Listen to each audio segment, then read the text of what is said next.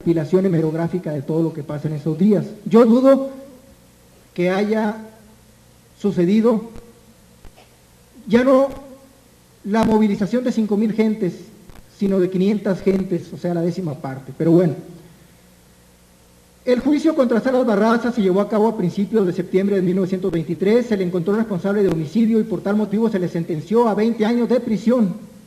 No se hizo comparecer a ninguno más de los gatilleros, muy importante, todo se centró en Salas Barraza, a pesar de que se hicieron públicos los nombres de todos los demás que participaron y otros como Gabriel Chávez, que no había participado directamente en el enfrentamiento, o Jesús Herrera.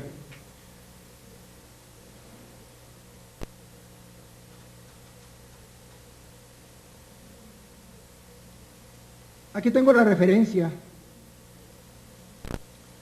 Bueno, en septiembre y octubre se siguen manejando informaciones relativas a grandes manifestaciones en Jiménez, Chihuahua y Durango, favorables al supuesto autor del crimen, es decir, a Salas Barraza.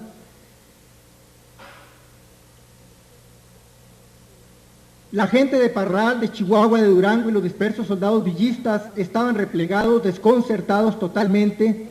Ni siquiera los más aguerridos, los que siguieron a Villa hasta Canutillo, pudieron organizar una resistencia o una demanda efectiva para que se hiciera una investigación. El periódico La Patria de plano se retira de toda la información. Durante todos estos días de el teatro que se arma en torno a la culpabilidad de Salas Barraza, La Patria se retira, no dice nada de Salas Barraza, en una actitud de protesta en silencio. Y por fin, el 4 de abril de 1924, en plena derrota de la rebelión de la Huertista, y un día antes de que el gobernador de Chihuahua, Ignacio Enríquez, renunciara como gobernador, firmó el indulto en favor de Jesús Salas Barraza, concluyendo de esta manera la farsa que había empezado el 7 de agosto de 1923, cuando el supuesto ejecutor de Villa había enviado una carta confesando su crimen para luego ser aprehendido en Nuevo León mientras intentaba cruzar la frontera para evadir a las fuerzas militares que lo perseguían. El texto del indulto no lo voy a leer, apareció publicado en el periódico oficial de Chihuahua el 12 de abril de 1924. Hay una versión de que Salas Barraza se integró de inmediato a las fuerzas federales que perseguían a los de la Huertistas. No tengo yo confirmado el dato. Para concluir esta parte, voy a referirme a dos documentos bibliográficos que pienso que son los documentos más fuertes de que se dispone respecto a la culpabilidad, a la responsabilidad de Obregón y Calles en la muerte de Villa. Justino Palomares,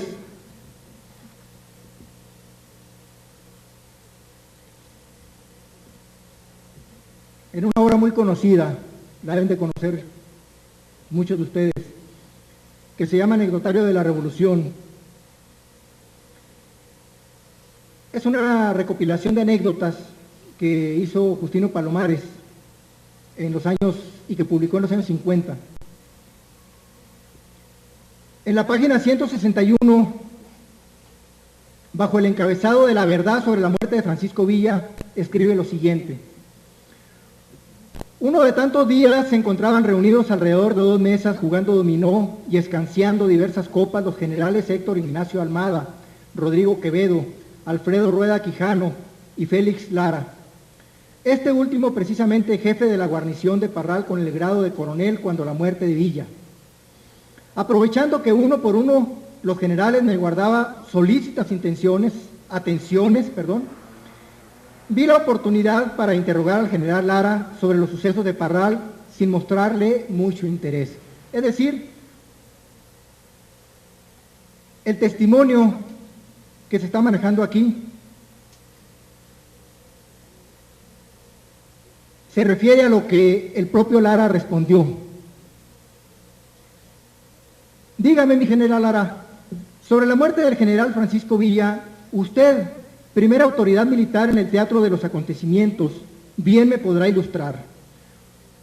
Como tanto Lara, Rueda Quijano y yo no estábamos más que de mirones, el general inició su plática con la voz reposada característica en él y dijo: unos meses antes fui llamado a México, dice Lara, por el general Calles, quien en sus instrucciones me dijo de la conveniencia de eliminar al nuevo Cincinato de Canutillo, pues que era un peligro para todo el país, máxime cuando sabía que era poseedor de una gran cantidad de armas, las que podía utilizar en cualquier momento. Regresé a Parral y mi trabajo empezó entrevistando a los destacados enemigos de Villa, a los que había de unir unos cuantos oficiales diestros en el tiro.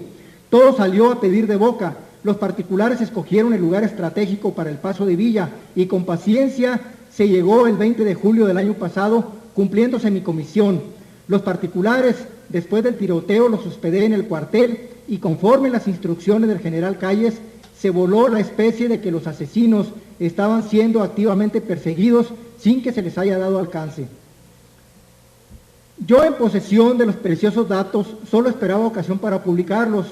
El general Rueda Quijano, minutos después, le decía al general Lara: «Ah, cómo eres bruto, Félix.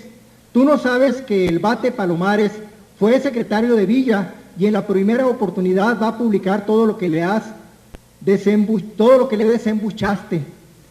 Y no se equivocó, dice Palomares, no se equivocó Rueda Quijano. Meses más tarde escribí sobre el asunto, siendo ya el general Lara jefe de operaciones en Querétaro. Me lo encontré cierto día en Tacuba, saludándonos con afecto sin que jamás llegara a reclamarme mi indiscreción.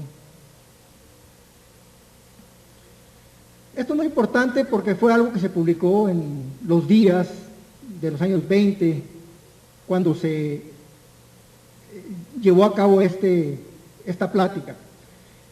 La segunda referencia se toma del libro de Per Folks, bajo el título Pancho Villa. En el capítulo 24, El sacrificio, en la página 263, aparece un largo pie de página en el cual se expone lo siguiente: Jesús Salas Barraza, el hombre que durante 28 años reivindicó para sí el honor de haber asesinado a Francisco Villa, falleció el 22 de mayo de 1951 en el Hospital Militar de la Ciudad de México a la edad de 72 años.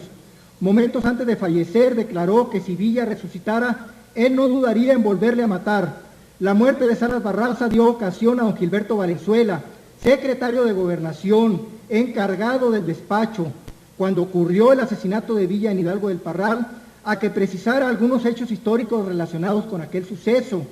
El señor Valenzuela, el 25 de mayo de 1951, declaró a un periodista lo siguiente: Francisco Villa no era mi amigo. Lo conocí en 1912 cuando, siendo estudiante, trabajaba yo en el despacho de don Gustavo Madero. Los corresponsales de prensa me pidieron que hiciera declaraciones sobre el asesinato por los ataques que lanzaban contra Obregón y Calles. Dicté unas declaraciones cuyo principio decía: es curiosa la psicología de algunos de nuestros líderes políticos de la actualidad. Siempre que algún acto o situación de trascendencia afecta sus sentidos o sus nervios, pierden por completo el control de sí mismos y hablan como los pericos. Finalmente expresaba mi convicción de que Obregón y Calles habían sido ajenos a la muerte de Villa. Suponía sinceramente que la muerte de Villa tenía su raíz en los estados de Durango y Chihuahua, cuyos gobernadores eran los generales José Agustín Castro e Ignacio Enríquez, respectivamente. En vista de los ataques, de lo exacerbado que estaba el ambiente y de mi misma manera de pensar, yo quise contribuir a esclarecer la verdad de los hechos. Está hablando él de los días inmediatos al crimen en estas declaraciones. Para ello comisioné al general Paulino Navarro, hombre valiente y sereno, jefe de una oficina policíaca de la Secretaría de Gobernación, y le di una credencial y un oficio con objeto de que iniciase una investigación sobre la muerte de Villa. El general Navarro, con las indicaciones dadas, salió al frente de varios agentes y después de averiguaciones muy cuidadosas, llegó a la conclusión de que Jesús Salas Barraza había sido uno de los ejecutores del asesinato. En Gómez Palacio registró el cuarto del hotel que ocupaba Salas Barraza y recogió varios documentos y algunas cartas. En una de estas cartas, firmadas por Jesús Heredia, le decía: el amigo y el socio de la Soledad de la Mota, hacienda, entre paréntesis, del general Calles en el estado de Nuevo León, se hallan muy nerviosos por la tardanza en realizar el negocio pendiente. Obviamente era una nota en clave, firmada, como dije antes, por Jesús Heredia. Era un llamado de atención dirigido a Salas Barraza, notificándole que Calles se encontraba muy inquieto porque no se acababa de eliminar la villa. Al descubrir Salas Barraza que documentos tan importantes habían desaparecido, huyó a Monterrey y se refugió en el cuartel del general Amaro, jefe de las operaciones militares. El general Navarro le siguió la pista y un buen día se dio cuenta de que se estaba preparando la huida de Salas Barraza a los Estados Unidos. Pistola en mano, 3 estaciones adelante del ferrocarril, se capturó al fugitivo y se le llevó a Monterrey. En esa plaza, el general Amaro sugirió al general Navarro que antes de que trasladara el preso a la Ciudad de México, hablara con el general Calles en Soledad de la Mota. Y así lo hizo. Y dice que Calles expresó: con Valenzuela no hay que meterse, dejen que lo lleven preso y ya veremos después cómo se arregla el asunto. Con el preso en México, Navarro y yo nos entrevistamos con el general Obregón. Después de escuchar un breve informe, se concretó a decir: mire, compañero, para que hablemos serenamente, véngase a las 4 de la tarde. Navarro ocurrió solo a la cita y al tratar de hacer entrega de los documentos al general Obregón, le dijo: no quiero ver esos documentos, haga usted de ellos el uso que la ley manda. Paulino Navarro, profundamente desconcertado, abandonó el despacho presidencial y se trasladó a la Secretaría de Gobernación, donde, dice Valenzuela, me refirió lo que había ocurrido. Pero a la salida de Gobernación, un personaje se acercó a Navarro y oficiosamente le sugirió la necesidad de quemar los documentos. Navarro aceptó los argumentos del personaje en cuestión y minutos más tarde las cartas eran quemadas. Hasta aquí lo que nos dicen algunas notas hemerográficas en torno a la muerte de Francisco Villa. Los periódicos no son documentos, no son fuentes primarias en la investigación histórica, pero son fuentes muy importantes y si saben utilizar pueden ser determinantes. Al igual que los testimonios, tampoco son fuentes primarias, pero se utilizan bajo el mismo nivel. Y acudiendo a los testimonios, que omití referirme a 2 de ellos, uno de Camerino Rodríguez, que dejó unas memorias que pronto se van a dar a conocer y que habla de esto, y a otro testimonio de don Santos Rodríguez, de 94 años, que vive todavía enfrente de donde vivía Manuela Casas y de donde salió Francisco Villa antes de ser asesinado. Estos 2 testimonios son fundamentales y los 2 coinciden en lo mismo. Afortunadamente don Santos vive todavía y ha quedado testimonio por video de todo lo que él dice sobre ese día, porque el asesinato fue a unos cuantos metros de donde él vivía y de donde vivía Manuela Casas. Es evidente, indiscutible, que hubo un complot para asesinar a Francisco Villa. Lo que es increíble es que hayan pasado tantos años y se haya descuidado tanto entrevistar a las personas que podían haber dado información más directa sobre este acontecimiento.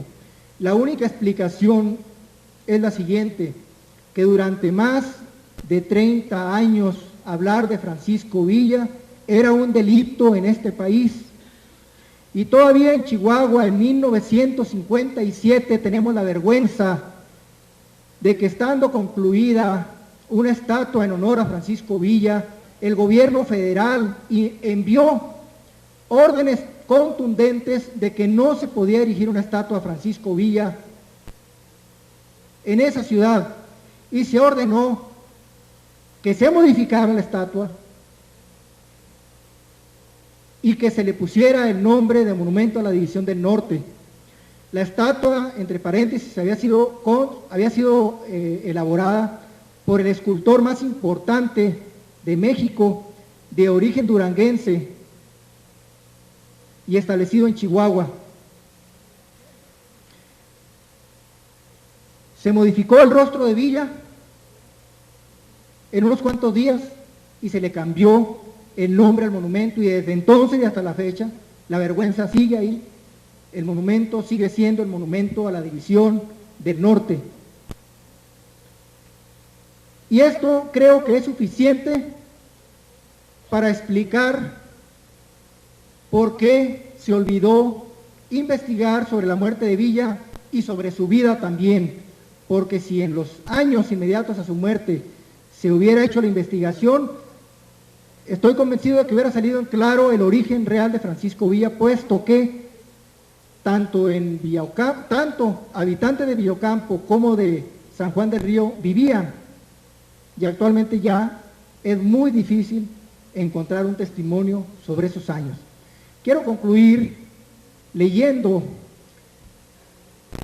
unas líneas que dejó Nelly Campobello sobre la figura de Francisco Villa, y que me parece oportuno ligar a Nelly Campobello en este momento que concluyo mi exposición, mi larga exposición, que pido disculpas por haberla alargado tanto. Y dice Nelly Campobello: Villa, guerrillero, nació en 1910 y a los 4 años de vida, o sea, del 1914 al 1915, había de ser famoso. Antes no existió. Él fue, al ser Pancho Villa. Quien trate de buscar en él otro hombre se engañará y encontrará la leyenda manoseadísima del peón y el amo, de la madre y la hermana deshonrada, etc. Oh, señores, Villa no necesita de todas estas historias para ser lo que todos sabemos que fue. A la gente le gusta saber lo falso, lo compuesto, que si Villa de niño fue así, que si hacía esto, que si hacía lo otro, que de joven se trepaba a los cerros, a los árboles, que se comía y asaba a los pajaritos con todo y plumas, o bien que cantaba gorjeando porque era un muchacho muy bueno, que el patrón, etc. No, señores, Villa nació hecho hombre, capacitado para mandar y mover masas, estremecer pueblos, sabía tirar balazos y gritar en los combates, nació vestido de amarillo, con la cazadora abrochada y su sombrero ancho, con un listón tricolor y con los dientes frescos. Nunca he visto reír con tanto gusto. Era un niño en toda su grandiosidad y sana risa, niño sano, fuerte, capaz de descubrir los más escondidos pensamientos en los seres humanos, hombre que olía el peligro, hombre de 1000 facetas que por solo serlo era como era Francisco Villa, el aguafuerte de la revolución. Gracias.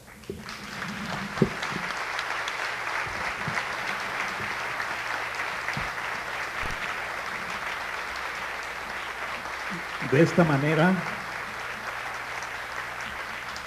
el maestro Jesús Vargas ha concluido la lectura de su ponencia, que ciertamente fue un poco larga, pero bastante interesante. A todos nos mantuvo interesados en esa trama de cuestiones sórdidas que en ese tiempo no lograron quedar perfectamente claras, y que aparte de todo esto nos trajeron a la memoria algo que todavía continuamos leyendo en los periódicos recientemente sucedido, y que por lo demás también yo en este sentido le diría al maestro Vargas que exactamente como en esta circunstancia actual no es posible un esclarecimiento rápido, yo pienso que en aquel entonces también había muchos intereses para que no se conociera, pero precisamente es a partir de la reconstrucción de los hechos históricos muy bien manejada en su ponencia a partir de notas hemerográficas y testimonios, haciendo la aclaración del valor que históricamente tienen estos elementos, cómo el historiador formula sus hipótesis para que en la discusión, en el conocimiento, en la interacción con otros historiadores y con fuentes primarias, documentales, se pueda reconstruir lo que ya tiene bastante tiempo en perspectiva. Bien, pues vamos a abrir enseguida, porque ha resultado sí una sesión un tanto agotadora, pero sí muy interesante. Vamos a abrir el debate.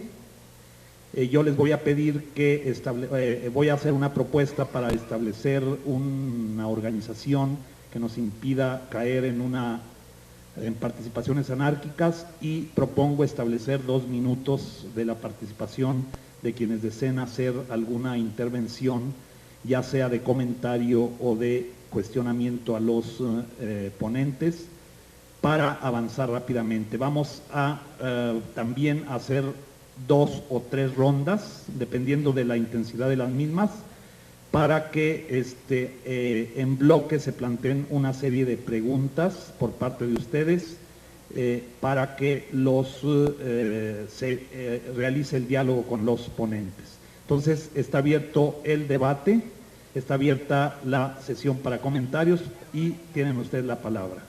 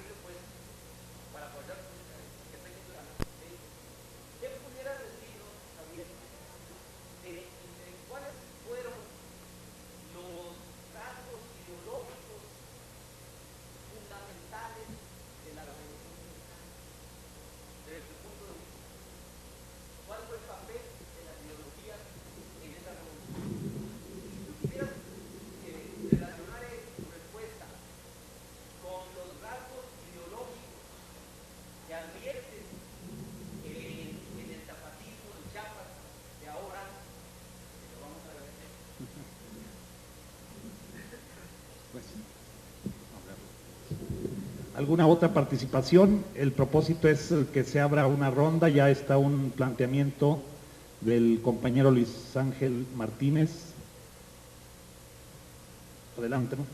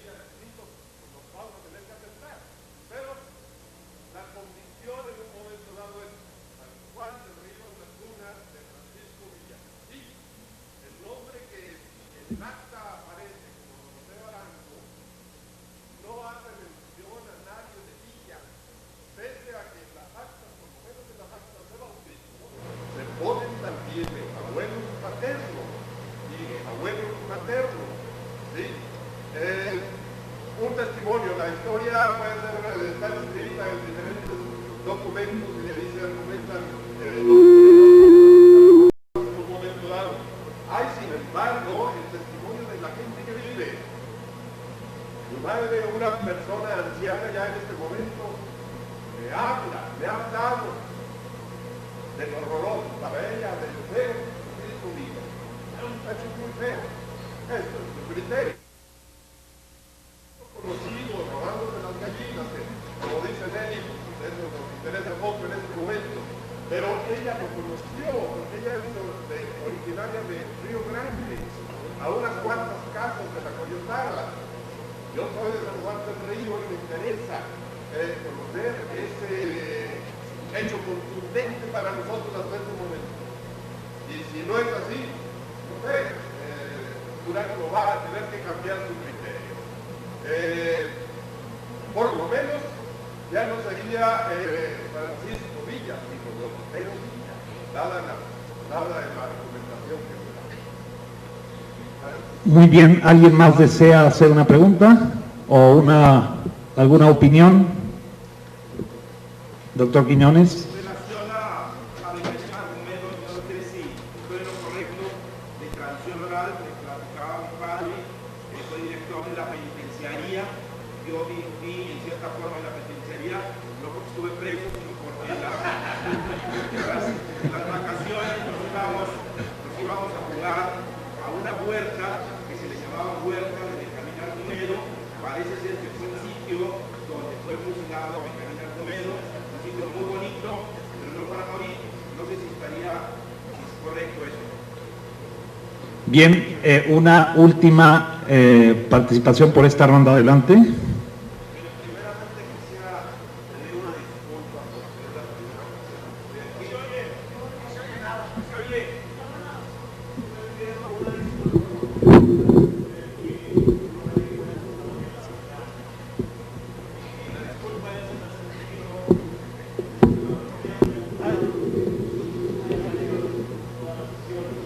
Preguntó esto. Gracias. ¿Lo repito?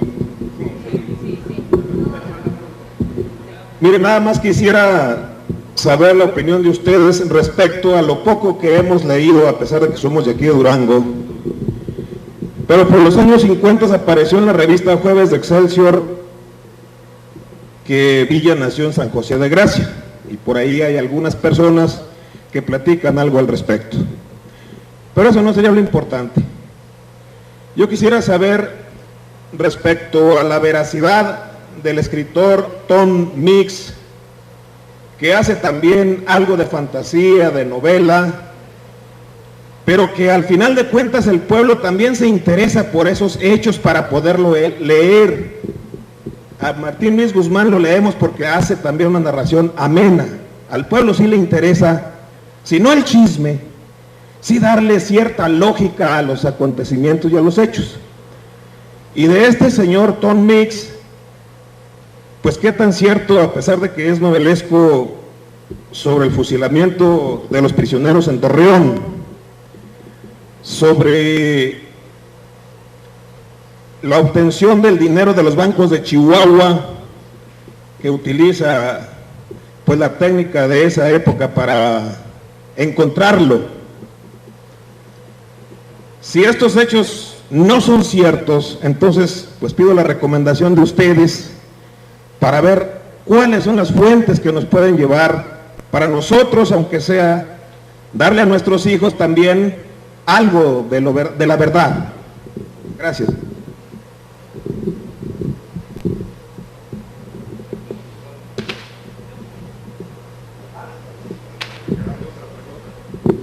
Bueno, vamos a pasar el micrófono al doctor García Diego para que conteste la parte que le corresponde. Adelante.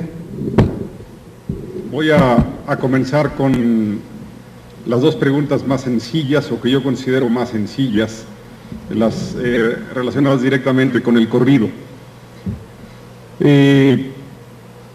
Primero que todo, las veces que yo utilicé estrofas o partes del corrido era un poco como adorno literario, y solo en el caso, por ejemplo, de la muerte, ¿sí?, le doy más peso.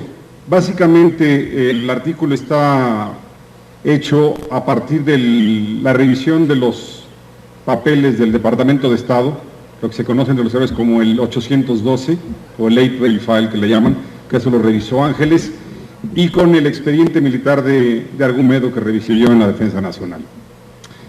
Pero una cosa que sorprende del corrido de Benjamín Argumedo, a diferencia de lo que opina el señor Edre, es que es un corrido muy consensual. O sea, casi todas las versiones que yo conozco de este corrido, 5 o 6, todavía ayer en la noche Carrión me hizo favor de enseñarme una nueva, una más que yo no conocía, coinciden en que es un personaje mítico, popular, valiente. No es un corrido que hable de un revolucionario, es un corrido, con esto comencé la intervención, básicamente sobre la muerte, y lo que hace legendario a Benjamín Argumedo es la manera en que muere. Hay corridos sobre matones, sobre duelos, sobre desastres naturales, en este caso sobre un fusilamiento, y no es único. Ahora, se compone el corrido porque de hecho Argumedo ya era un personaje de leyenda, ¿sí? Pero repito, prácticamente todas las versiones coinciden en que era un hombre popular, valiente, y que estuvo en casi todas, digamos, las campañas importantes de la Revolución Mexicana en cualesquiera de sus trincheras. No es así con otros corridos. Por ejemplo, pensemos en uno de Francisco Villa, ¿sí? La toma de Torreón, ¿no? O la toma de Durango, por ejemplo, que es más claro. En Durango comenzó su carrera de valiente y a cada golpe que daba se conquistaba a la gente, versión villista.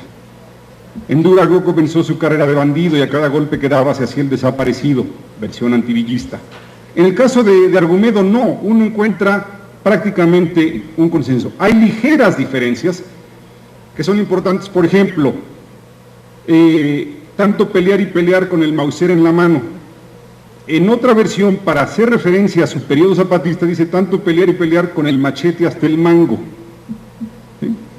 Ahora, volviendo o pasando a la pregunta sobre la prisión, en el expediente de la Defensa Nacional queda muy claro que el fusilamiento es en la prisión. O sea, telegrafía Murguía y dice fue pasado por las armas, tal. En el corrido se dan dos versiones. En una se dice murió en el Panteón de Durango y en otra se dice murió en la prisión de Durango. ¿Sí? No pone militar porque hubiera afeado la canción. Entonces yo tiendo a pensar que hay un corridista más, digamos, más fidedigno que confirma una versión que además no necesitaba confirmarse, que era el telegrama oficial, el parte del fusilamiento de Argumedo hecho por Murguía a la Secretaría de la Defensa. Ahora, respecto a la pregunta de Luis Ángel, son básicamente dos preguntas. Una que podemos aquí durar la vida entera discutiéndola, y la otra es una pregunta que me da miedo contestar, pero al mismo tiempo me recuerda los años en que estudiábamos en Ciencias Políticas en la UNAM y discutíamos este tipo de cosas. En aquel entonces no era el zapatismo de Chiapas, pero era, no sé, Che Guevara. Recuerdo haber ido a conocer a Salvador Allende los dos juntos en México, en fin, tantas cosas. Ahora, ¿cuál es la ideología de la Revolución Mexicana? Una cosa debe quedar clara. La visión de que hay una ideología unitaria es una visión absolutamente falsa, ¿sí? Difundida por básicamente lo que llamamos la versión oficial. Yo creo que hay muchas ideologías, no solamente dependiendo de la región donde se origina o del grupo social que la sostiene, sino incluso del momento. Entonces ahorita vamos a dejar de largo diferencias de clase o diferencias regionales. Limitémonos a lo cronológico. Para mí no hay la menor duda, entre 1909 y 1910 la revolución es predominantemente política. La gran demanda es democracia, no solamente a nivel nacional, aunque básicamente a nivel nacional, pero también a nivel local.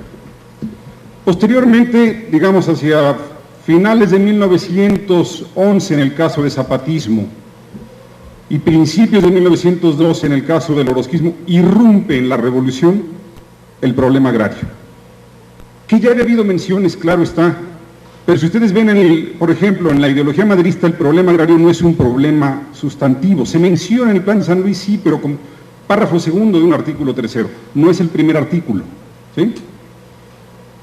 Y la revolución se va a ir enriqueciendo con diferentes contenidos ideológicos. Ya aparecieron el político y el agrarista. Digamos que el contenido obreísta irrumpe en la Revolución Mexicana cuando intervienen las ciudades, donde había concentración industrial importante. Y esto lo ubico más o menos hacia 1914, tanto para la zona de Puebla, Tlaxcala, Veracruz y Ciudad de México. ¿Sí? Y también va a aparecer tardíamente el contenido nacionalista. Si uno revisa, por ejemplo, Madero no es un presidente excesivamente nacionalista, es más, yo creo que él excesivamente fue generoso. Aparece el fenómeno del nacionalismo con Carranza, y aparece básicamente después de la relación que se establece con Estados Unidos, ya sea por la invasión a Veracruz o por Columbus. Pero la revolución se va enriqueciendo ideológicamente etapa tras etapa. Estoy dando una visión, yo lo acepto, nacional, ¿sí? Etnocentrista, muy lineal, pero es simplemente buscando una respuesta sensata. Claro está que esto habría que enriquecerse con visiones regionales y con las diferentes clases sociales que enriquecen o matizan cada ideología dependiendo de la región. ¿Sí? Digo, simplemente para mencionar algo, no es el mismo el orozquismo, como decía en el trabajo, de Chihuahua al orozquismo lagunero. Y no es lo mismo el carrancismo de Venustiano Carranza, ¿sí? Que el carrancismo de muchos otros jefes de Coahuila, de muchos jefes de otras partes del país, considerablemente populares. Podríamos seguir abundando sobre esto. ¿Cuál fue la aportación de Madero a la Revolución Mexicana? Básicamente el concepto de democracia, el concepto político. ¿Cuál fue la aportación, por ejemplo, de Zapata? Para mí son dos: la tierra o tres: la tierra, la democracia local y la autonomía y digamos, la solidaridad. Cuidado con esta palabra, no tiene nada que ver con la moda sexenal, las responsabilidades pueblerinas, los cargos. ¿Cuál sería la aportación de Calles? Es otra. A Calles no le importa la democracia, ¿sí? A Calles le importa, por ejemplo, la construcción de instituciones, la recuperación económica, ¿sí? A Obregón, a lo mejor su gran aportación es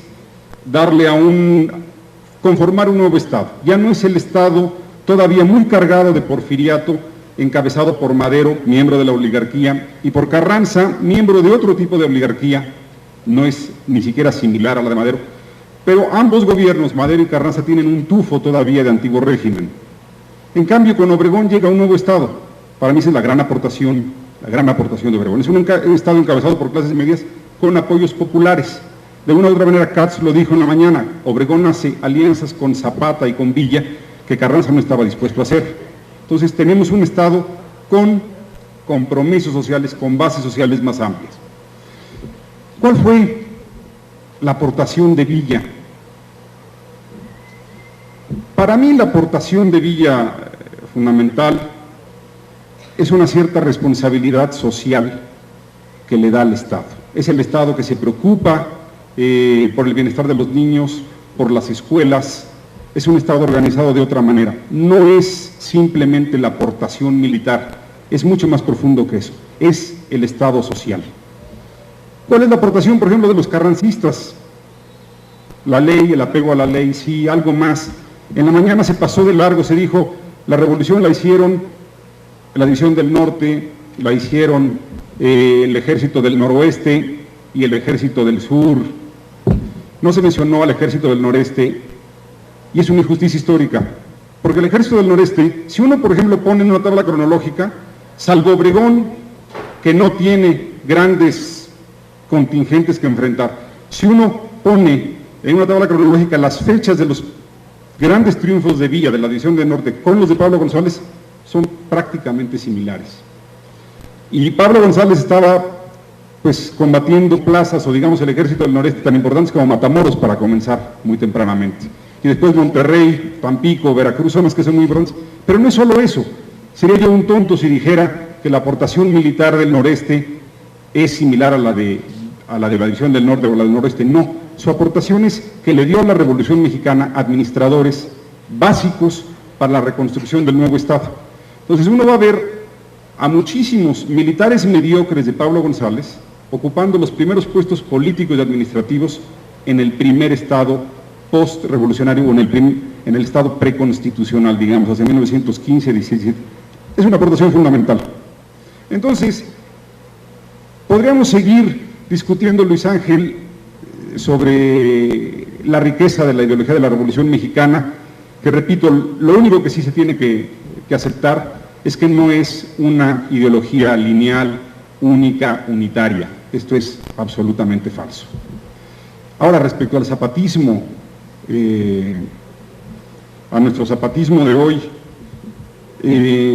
yo creo que es un movimiento con características muy propias que responde a condiciones regionales muy claras. Esto es, se pensaba que podría ser el inicio de movimientos revolucionarios en otras partes del país. Yo lo dudo, o sea, en esta región del país había condiciones que no se repiten en otros lugares. Por ejemplo, la frontera con Centroamérica y la pacificación en Centroamérica que dio como resultado armas y pertrechos baratos y disponibles. El conflicto religioso entre las comunidades. El que Chiapas, por ejemplo, a diferencia de Durango, no produzca migrantes, no produzca braceros. Durango, Zacatecas, Guanajuato, Jalisco lo hacen, Chiapas no, y no está muy clara la razón.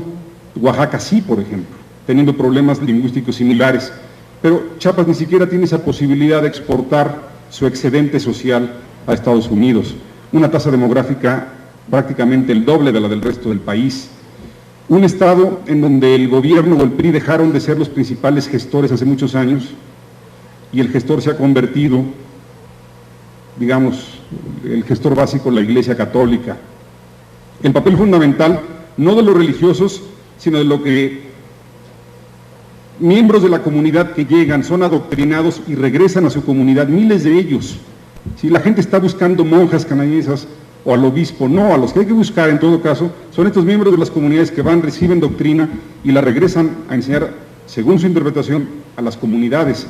En fin, tenemos ahí un fenómeno curiosísimo en relación al resto del país, explicable. Yo no veo la salida tan fácil a corto plazo, pero en buena medida se debe a que el gobierno dejó de ser el gestor pasó a ser el cura, y cuando Prilloni amenaza con que Samuel Ruiz va a ser desplazado, va a ser trasladado a otra diócesis, semanas después se inicia el movimiento. Así que, pero en fin, esto no se me invitó a Durango a hablar de zapatismo. Soy simplemente un lector de periódicos, como todos ustedes, así que, pues después de que Jesús responda las preguntas que le hacen, pues podríamos también iniciar un debate sobre el zapatismo chapaneco desde Durango. Muy bien, pasamos el micrófono rápidamente al maestro Jesús Vargas para que conteste lo que a él concierne. Bueno, en primer término, en realidad yo he observado al compañero que ha estado preguntando en cada sesión y me parece muy loable que tenga tanto interés. Creo que es una expresión muy representativa de lo que pasa en este momento en el pueblo, el interés por la historia. Y le agradezco que me haya hecho esa pregunta, o sea, porque me da la oportunidad de hablar nuevamente del tema que tanto me apasiona, pero voy a ser muy breve. Respecto a la pregunta que usted me está haciendo, realmente la considero fuera de contexto, porque yo no afirmo, yo no tengo un documento en la mano para rebatir lo que diga cualquier persona, no solamente el doctor Katz. Si alguien aquí afirma que Francisco Villa realmente nació en La Coyotada, si está el papel, ¿verdad?, que lo determina, pues... No, yo conozco el acta de bautismo y el acta de confirmación. El acta de bautismo y el acta del registro, perdón. Y nadie niega que Francisco Villa haya crecido ahí en San Juan del Río, en la Coyotada y en el rumbo de San Juan del Río. Pero bueno, yo hice la aclaración, yo quiero creer en lo que el propio Villa dijo, ¿verdad? Él fue el que introdujo esta duda y además la dejó por escrito. Cuando se casa con Luz Corral en 1915, cuando le dice a Nicolás Fernández y cuando le dice a Manuel Boichalcán. Y en ese sentido, pues yo creo que como investigador sí tengo libertad a creer ciertas cosas, con la circunstancia de que no las puedo demostrar. El historiador constantemente tiene que recurrir a esto. Ahora, ¿por qué desecho la interpretación de que Francisco Villa era el nombre de un bandido? Y de esto sí comentábamos ayer el doctor Katz y yo. Él encontró el registro judicial de un bandido de nombre Francisco Villa a finales del siglo pasado. Sí existió, hicieron delincuente, un Francisco Villa. Pero yo sí creo, y es una cosa que sale de la plática de ayer con el doctor Katz, que es como un poco absurdo que Francisco Villa cambia de nombre porque lo andan persiguiendo y asume el nombre de un bandido que es mucho más famoso que Doroteo Arango, ¿no? Porque había estado preso. Entonces como que se desbarata esa versión y cae por su propio peso, ¿no?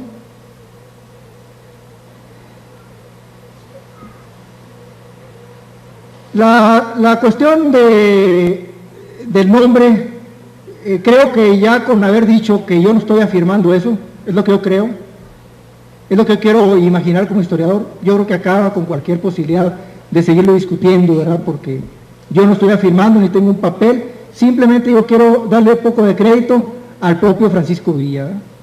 Bueno, en cuanto a la otra pregunta que hace el señor, bueno, sí es una pregunta. Yo francamente no he leído ese libro.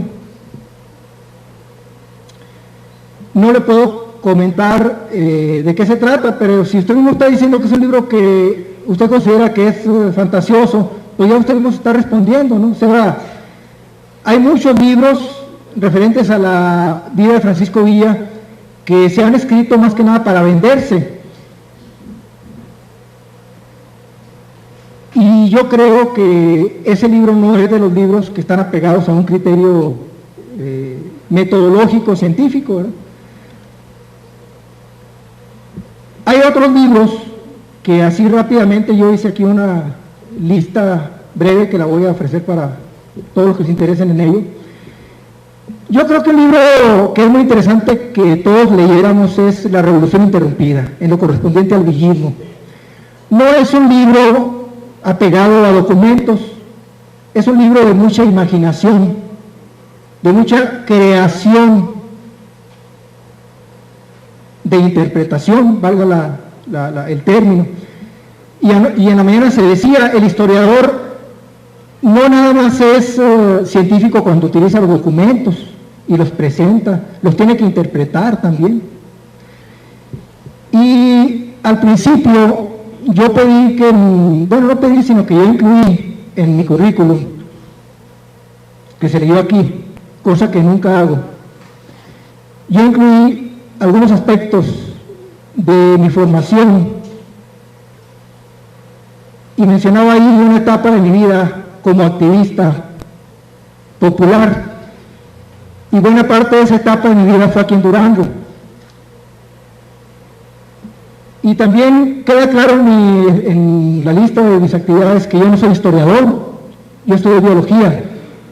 Sin embargo, creo que el contacto con la gente de las vecindades de Durango, contacto con los campesinos de Durango, el contacto con los trabajadores de Durango, me dio la formación suficiente para poder interpretar al pueblo en cualquier época. Y creo que es lo mismo que pasa con Gili.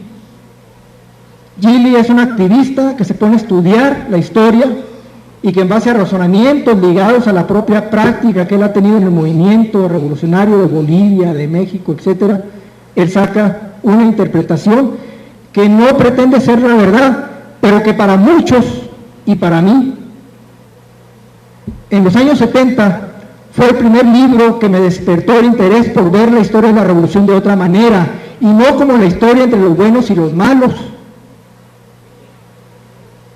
y no como la historia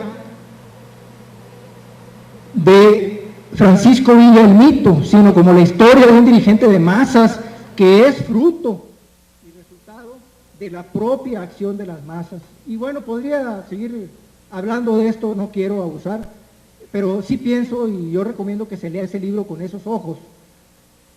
Creo que la Revolución Interrumpida se debe leer tanto la parte del villismo como el zapatismo como una primera entrada para motivar la visión de la historia de otra manera. Además, también quiero decir lo siguiente, el mérito de Gili es que escribe ese libro en una época en que estábamos hartos de la historia oficial, y creo que eso le pasó a todo el mundo, y creo que el libro no ha perdido vigencia en ese sentido. Otro libro que no es tampoco un libro hecho científicamente es Cartucho, de Nelly Campobello, pero es un libro testimonial maravilloso, es un libro donde nos presenta Nelly Campobello los revolucionarios de carne y hueso. Y recomendaría que se leyera este libro junto con el libro de Celia Herrera, de Francisco Villa ante la historia. Yo creo que es muy interesante el ejercicio de leer a estas dos mujeres que asumen ante la historia, una, la defensa emotiva de Francisco Villa, y la otra, el odio más rotundo contra Francisco Villa. Celia Herrera es sobrina de Maclovio Herrera, de Luis Herrera, nieta de Seferino Herrera y nieta de José de la Luz Herrera. Bueno, es un ejercicio que yo creo que es muy interesante. Y otros libros que ahorita me vienen a la memoria, uno de los clásicos que yo considero que se debe leer y que afortunadamente lo publicó el INER es el de Federico Cervantes, que es un libro que tiene mucho testimonial y mucho documento. Francisco Villa, de Federico Cervantes.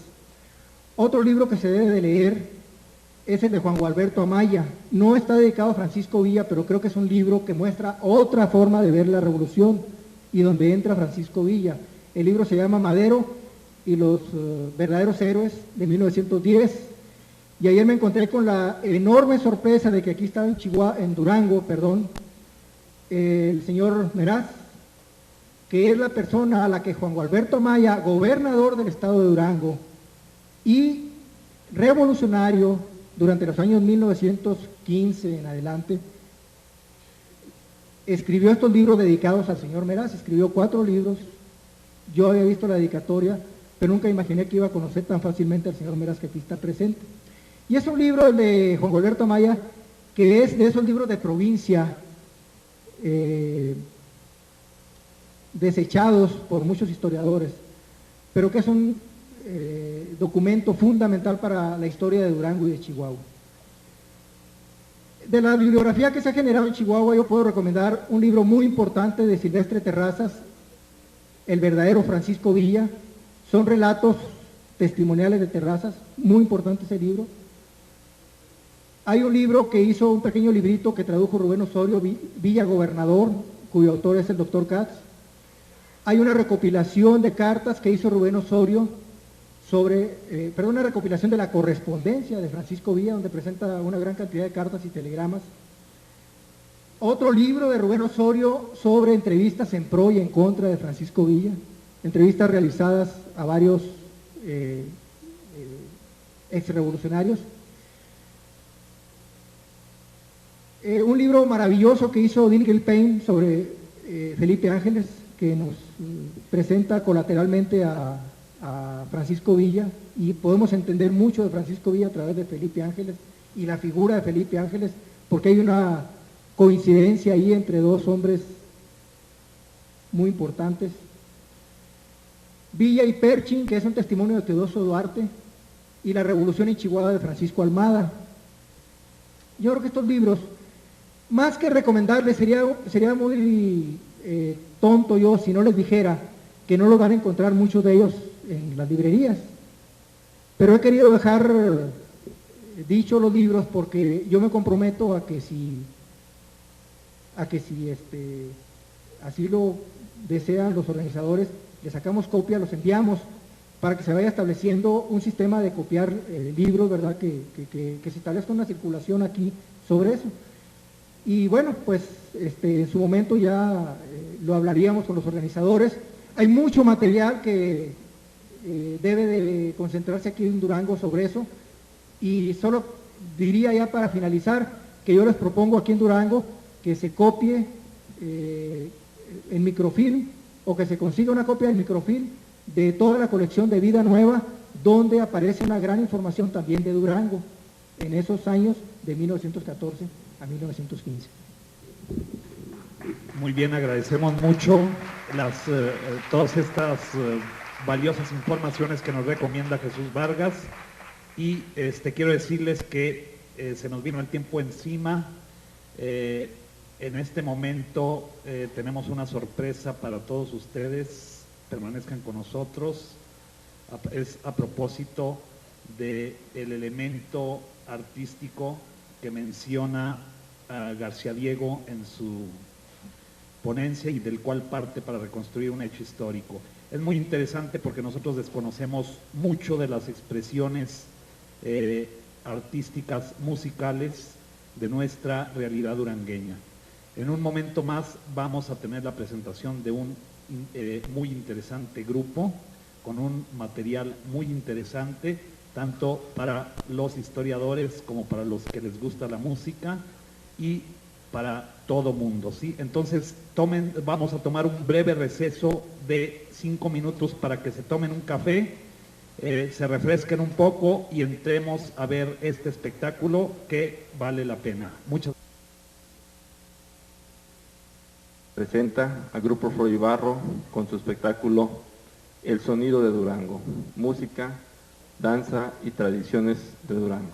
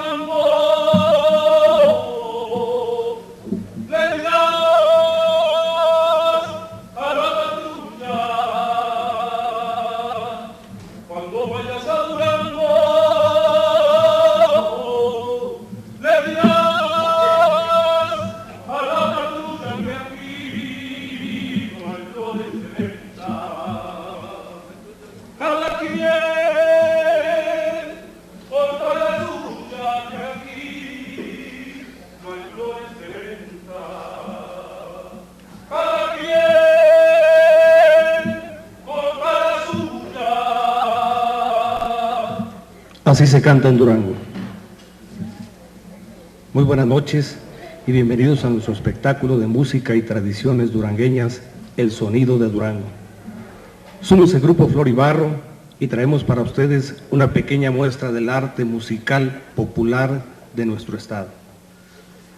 Lo que ustedes acaban de escuchar es una canción cardenche de la región llanera de Durango. Para que nuestro pueblo llegara a interpretar la canción cardenche, tuvo que recorrerse un largo camino histórico, desde nuestros antepasados tepehuanos, jijimes, acaxes, irritilas, coras y huicholes.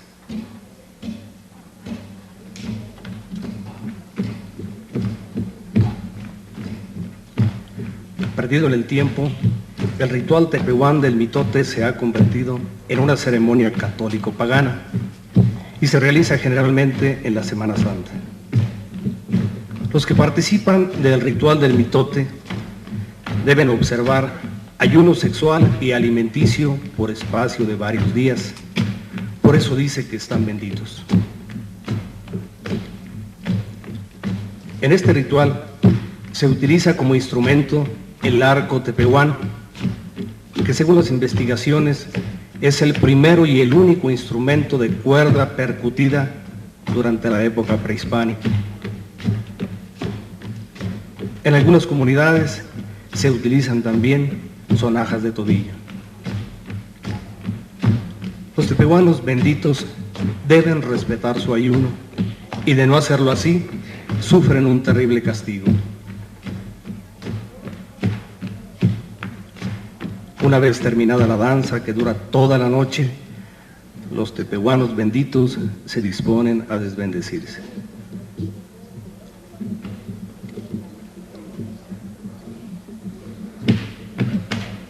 Solo aquellos que no respetaron su condición de benditos, silencio total.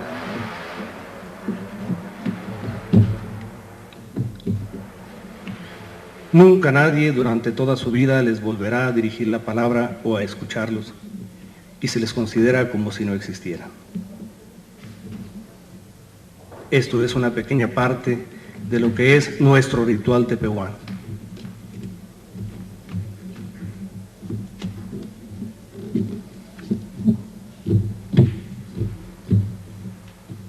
Otra de las costumbres de los tepehuanos, y que son parte de sus valores morales y otras cosas que ellos respetan mucho, es, por ejemplo, tanto así como el mitote, el hecho de la conversación de jóvenes en la edad del noviazgo.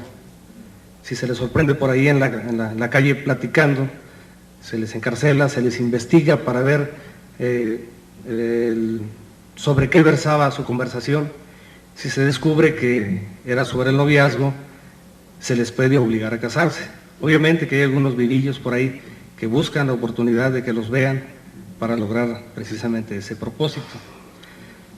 Tenemos por ahí conocimiento de que hace tiempo, ya bastante tiempo, se hizo un mitote muy grande en la nación tepehuana, que fue precisamente para pedir que el señor Porfirio Díaz siguiera en el poder. No sé si alguno de ustedes sabe de ese detalle, se nos hace a nosotros muy curioso y muy interesante. Enseguida tenemos algo de nuestras tradiciones populares.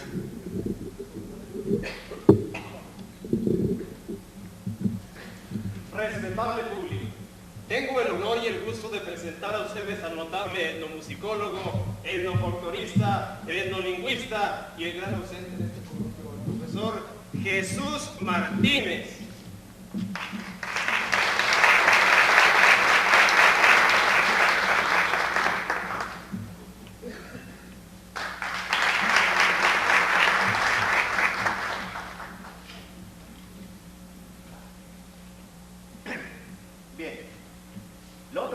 Según el profesor Martínez, el canto durangueño ha sido la combinación de los cantos rituales que los misioneros españoles trajeron a estas tierras para colonizar el espíritu de la población.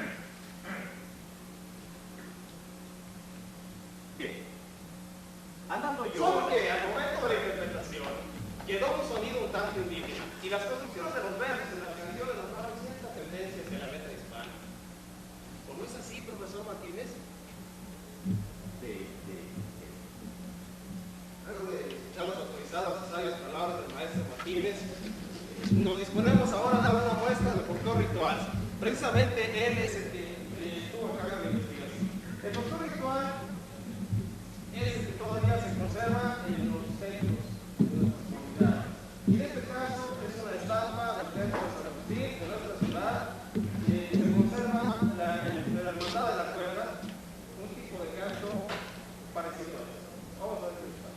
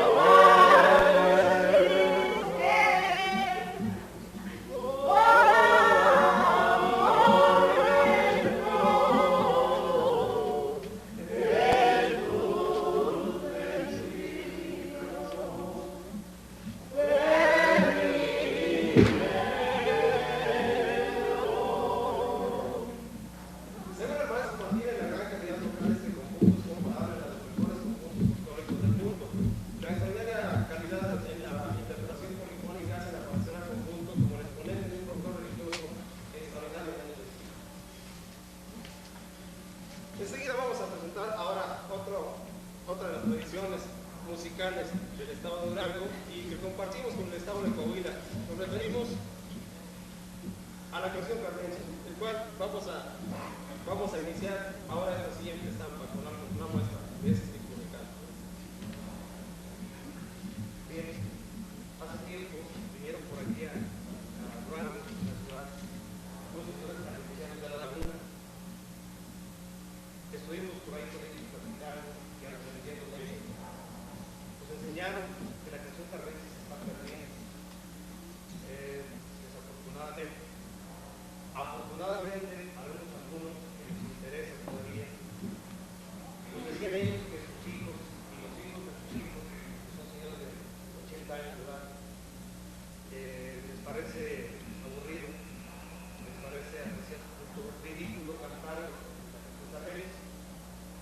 A nosotros nos parece muy interesante. En la Laguna se ha dado la situación de que nos están apoyando. Aquí en Durango, para la región de los llanos, para la región de las quebradas, no sucede. También hay cantos cardenses.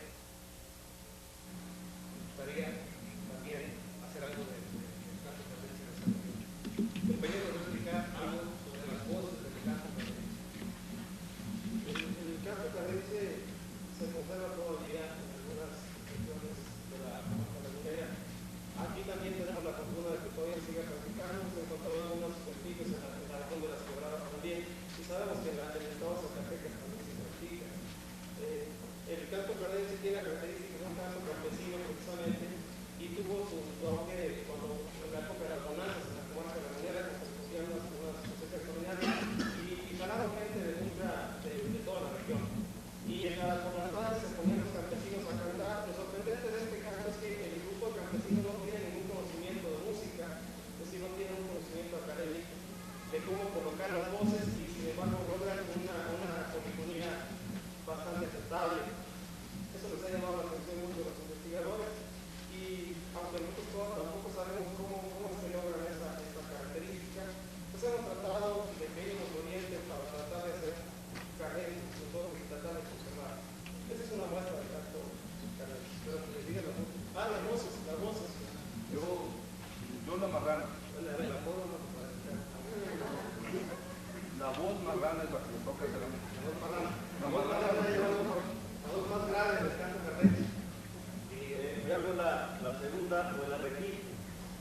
Yo la voz fundamental, la voz primera. La requinte es la voz doliente. La voz más aguda.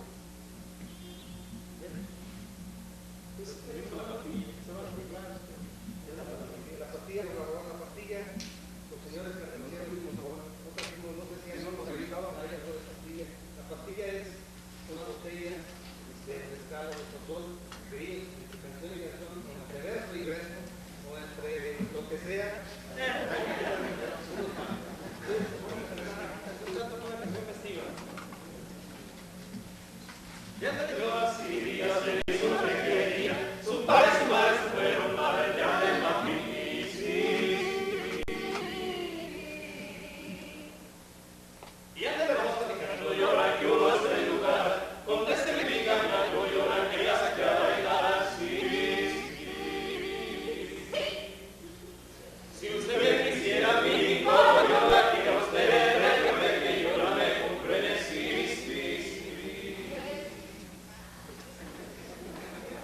platíqueme con la dama, pero dígame que sí, su padre se queda tomada detrás del Mapimisis.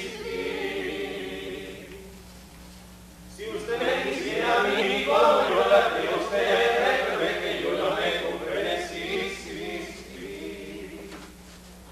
desde mañana, en adelante, estaremos solos, platicaremos, sí señorita, platicaremos, antes que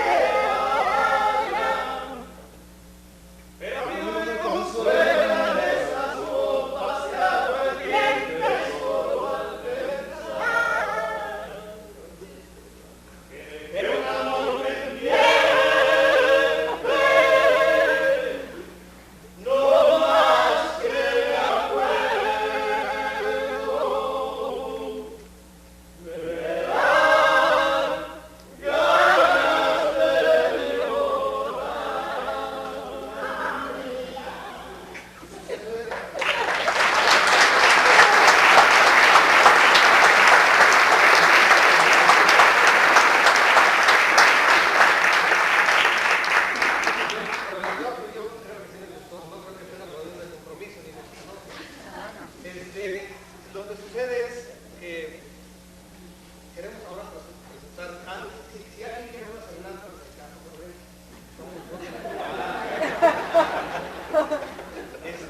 la situación es de que queremos hablar con